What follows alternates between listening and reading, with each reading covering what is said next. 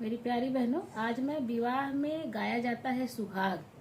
वही गाना लेकर आई हूँ। प्लीज आप लोग बताइए आप लोगों को कैसा लगा। लाइक सब्सक्राइब करिए प्लीज।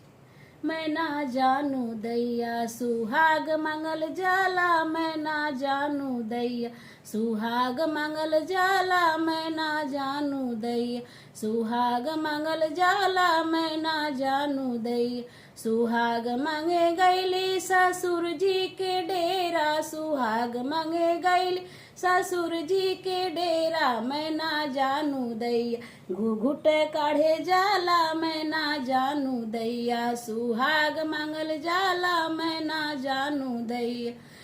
सुहाग मांगे गैली भसुर जी के डेरा, सुहाग मांगे गैली भसुर जी के डेरा, मैं ना जानू दैया छुआ छूत होला, मैं ना जानू दैया सुहाग मंगल जाला, मैं ना जानू दैया